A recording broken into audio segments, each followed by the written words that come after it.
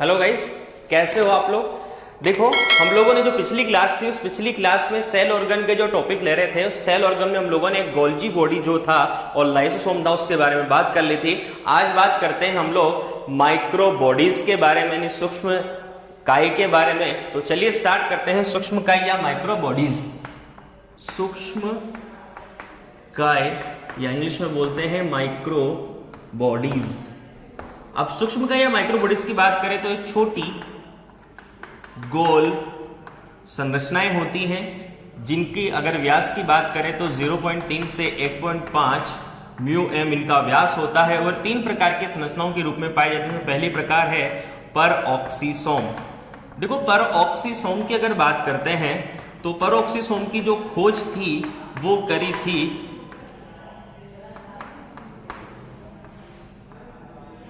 देखो, usually peroxisome जो था यानी परऑक्सीसोम जो कोशिकांग होता है, इस परऑक्सीसोम कोशिकांग की जो खोज है वो करी थी टॉलबर्ट और रोहडिन ने।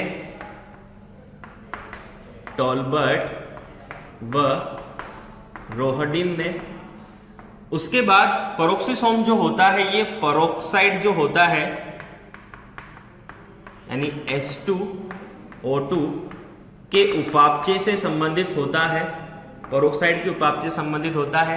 इसके साथ साथ बात करें तो इसमें कुछ विशेष प्रकार के एंजाइम प्रेजेंट होते हैं और ये विशेष प्रकार के एंजाइम जो होते हैं जैसे होता है यूरेट ऑक्सीडेज। इसी के साथ साथ यूरेट ऑक्सीडेज के साथ साथ अमीनो ऑक्सीडेज और पर ऑक्सीडेज। अब इनमें से जो मेन जो एंजाइम होता है एक कैटेलेज एंजाइम। ये कैटेलेज एंजाइम क्या करता है, यानी पेरोक्सीसोम में प्रेजेंट कैटेलेज एंजाइम जो होता है वो जो सबस्ट्रेट होते हैं, यानी सबस्ट्रेट का मतलब होता है क्रियाकारक। तो क्रियाकारक, कोई भी क्रियाकारक जो होता है उस क्रियाकारकों से रिएक्शन करता है और रिएक्शन करके पेरोक्साइड जो होता है यानी H2O2 जो होता है उसका निर्माण करता है। ये H2O2 जो होता है वो उच्च विषाक्त यानी विषैला होता है और उच्च विषाक्त यानी विषैला होने की वजह से इसको फिर कैटेलेज जो एंजाइम होता है, यूजुअली इस कैटेलेज एंजाइम का यही वर्क होता है कि ये जो एंजाइम होते हैं, ये एंजाइम क्या करते हैं, कोई भी जो क्रियाकारक होते हैं उस क्रियाकारक को पेरोक्साइड में परिवर्तित करते हैं जो बहुत ज्यादा विषैला होता है। तो फिर इस विषैले जो पदार्थ होता है उसको कैटेलेज एंजाइम जो होता है वो जल तथा ऑक्सीजन में विघटित कर देता है। ठीक है, इसके बाद आगे अगर हम बात करते हैं तो जो पेरोक्सीसोम जो होता है, इस पेरोक्सीसोम की आगे अगर बात करते हैं तो पेरोक्सीसोम वसा जो होता है उस वसा का जो बीटा ऑक्सीकरण जो होता है उसका कार्य करता है और पादपों में जो हरित लवक जो प्रेजेंट होता है, जिन पादपों की कोशिकाओं यानी हरित लवक युक्त जो कोशिकाएं होती हैं उन हरित लवक युक्त कोशिकाओं में प्रकाश श्वसन जो होता है उसमें सहायता करता है, यानी ग्लाइकोलेट जो चक्र होता है उसमें ये सहायता करता है। तो ये तो थी पेरोक्सीसोम के बारे में बात। अब बात कर लेते हैं हम लोग स्फीरोसोम के बारे में।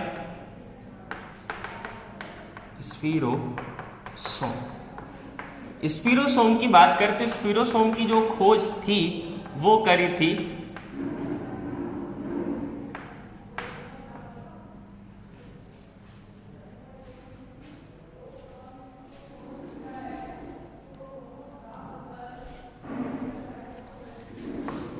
हैंगस्टीन ने। स्फीरोसोम जो था यानी स्फीरोसोम की खोज हैंगस्टीन ने करी थी और हैंगस्टीन ने इसको स्फीरोसोम ना बोलकर माइक्रोसोम नाम दिया। उसके साथ साथ ही इसको जो स्फीरोसोम जो नाम दिया वो दिया था, देखो खोज तो किसने करी, हैंगस्टीन ने, और हैंगस्टीन इसको क्या नाम दिया, माइक्रोसोम, और इसको नाम जो दिया स्फीरोसोम वो दिया था पर्नर ने। ठीक है, अब ये केवल पादप कोशिका में ही पाया जाता है।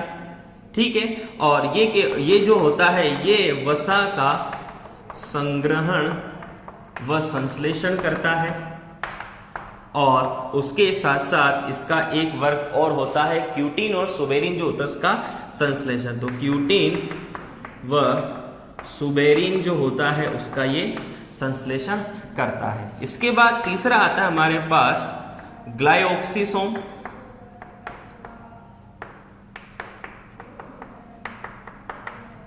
ग्लाइऑक्सीसोम की अगर बात करते हैं तो ग्लाइऑक्सीसोम की खोज जो की थी वो करी थी बीवर ने, और बीवर ने इसकी खोज जो करी थी वो तेल युक्त बीज, यीस्ट कोशिका, और यीस्ट कोशिका के साथ साथ जो द्वार कोशिकाएं जो रंध्रों में पाई जाती है, द्वार कोशिका पढ़ेंगे हम लोग इस चीज को भी। तो जो रंध्र जो होते हैं, पत्तियों में पाए जाने वाले जो रंध्र होते हैं उनमें एक विशेष प्रकार की कोशिका पाई जाती है, द्वार कोशिका। इन सब में किसको देखा? ग्लाइऑक्सीसोम को देखा। और ये जो ग्लाइऑक्सीसोम जो होता है, इस ग्लाइऑक्सीसोम जो प्रेजेंट होता है वो भी इन्हीं चीजों में यानी इन कोशिकाओं में प्रेजेंट होता है, और इसका एक मेन वर्क होता है वसा को कार्बोहाइड्रेट में परिवर्तित करना, जिसे ग्लाइऑक्जेलिक चक्र कहा जाता है। तो ग्लाइऑक्जेलिक चक्र जो होता है उसकी सहायता से वसा को कार्बोहाइड्रेट में परिवर्तित करने का यह कार्य करता है। तो वसा को कार्बोहाइड्रेट में परिवर्तित करने का काम कौन करता है? ग्लाइऑक्सीसोम। और ग्लाइऑक्जेलिक चक्र जिसे कहा जाता है वसा का कार्बोहाइड्रेट में चेंज होना ग्लाइऑक्जेलिक चक्र कहलाता है। एक माइक्रो बॉडीज और होती है जो केवल पक्षियों के अंडों में पाई जाती है, ट्रांसोसोम। ये केवल पक्षी जो होते हैं उन पक्षियों के अंडों में पाई जाती है। ठीक है, तो इस तरीके से हम लोगों ने माइक्रो बॉडीज थी उसके बारे में बात करी। अब बात करते हैं राइबोसोम के बारे में। देखो, बात करते हैं राइबोसोम की।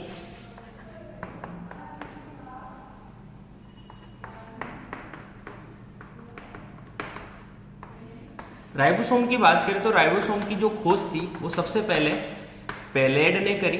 उसके बाद जो जंतु कोशिका होती है उस जंतु कोशिका में सबसे पहले इलेक्ट्रॉन माइक्रोस्कोप की सहायता से एक साइंटिस्ट ने सबसे पहले राइबोसोम को देखा, और वो साइंटिस्ट थे क्लोड।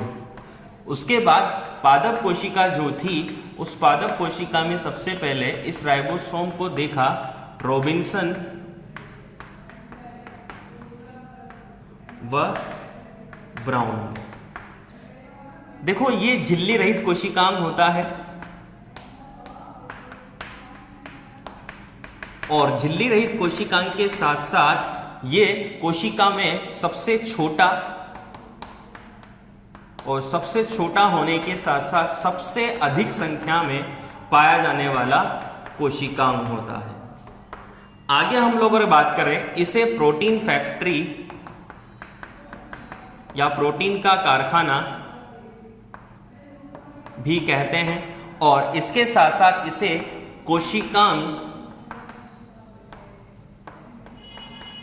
में कोशिकांग भी बोला जाता है, क्योंकि हरित लवक और माइटोकॉन्ड्रिया जो होता है उस हरित लवक और माइटोकॉन्ड्रिया में राइबोसोम प्रेजेंट होता है। हरित लवक और माइटोकॉन्ड्रिया दोनों क्या होते हैं? कोशिकांग होते हैं, तो इसे कोशिकांग में कोशिकांग भी कहा जाता है। आगे अगर हम लोग इसके बात करते हैं स्थिति की, प्राप्ति स्थान की, तो प्राप्ति स्थान की अगर हम लोग बात करते हैं तो पहली चीज तो यह आती है कि ये पूरे कोशिका द्रव्य में फैला होता है, संपूर्ण कोशिका द्रव्य में।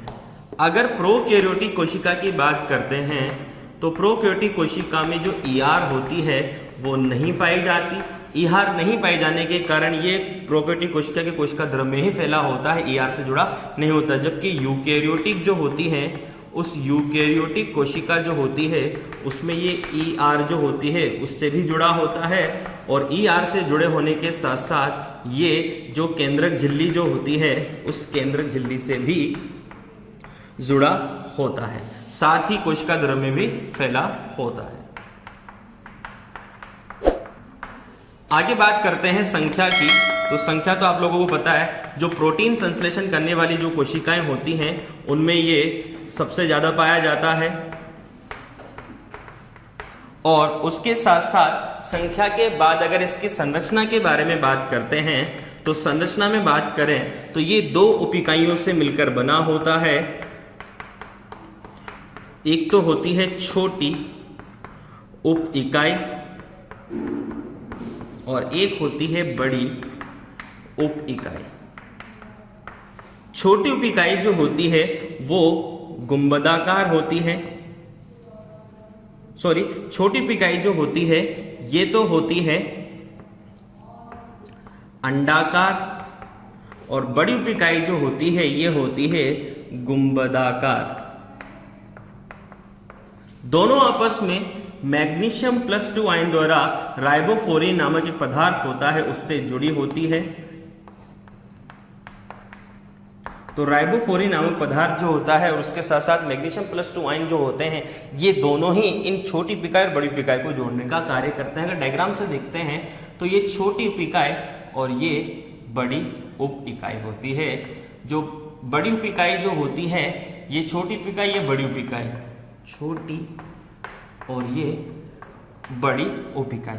अगर राइबोसोम के प्रकारों की बात करते हैं तो राइबोसोम जो होता है वो दो प्रकार का होता है, प्रोकैरियोटिक राइबोसोम और एक होता है यूकैरियोटिक राइबोसोम। देखो प्रोकैरियोटिक जो राइबोसोम जो होता है वो 70 इस प्रकार का होता है। एस का मतलब होता है सेडिमेशन यूनिट, सेडिमेशन यूनिट, और ये होता है 80S प्रकार का। ये प्रोकैरियोटिक कोशिका में पाया जाता है और ये यूकैरियोटिक कोशिका में पाया जाता है। अब 70S राइबोसोम जो होता है इसमें एक छोटी उप इकाई 30S और बड़ी उप इकाई 50S होती है। ये छोटी होती है और ये बड़ी होती है। इसी प्रकार यूकैरियोटिक जो राइबोसोम होता है उसमें 40S छोटी उप इकाई और 60S बड़ी उप इकाई होती है। और इन दोनों उप इकाइयों का जो निर्माण होता है वो विशेष प्रकार के RNA से rRNA से होता है। देखो यूजुअली क्या होता है, rRNA जो होता है वही प्रोकैरियोटिक और यूकैरियोटिक राइबोसोम का, यानी राइबोसोम का जो निर्माण होता है वो RNA और प्रोटीन के मिक्सअप से ही होता है। देखा जाए तो प्रोकैरियोटिक राइबोसोम जो होता है उसमें 60%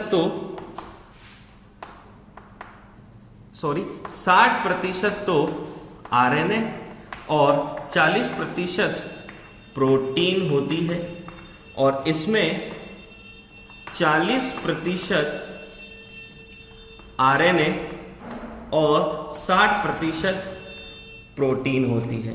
ठीक है, आगे बात कर लेते हैं। जो प्रोकैरियोटिक राइबोसोम जो होता है इस 30S उप इकाई का जो निर्माण होता है वो 16S rRNA से होता है, यानी 16 इस प्रकार का जो rRNA जो होता है उससे 30S उप इकाई का निर्माण होता है। 50S उप इकाई का निर्माण दो प्रकार के rRNA से होता है, 23S और 5S।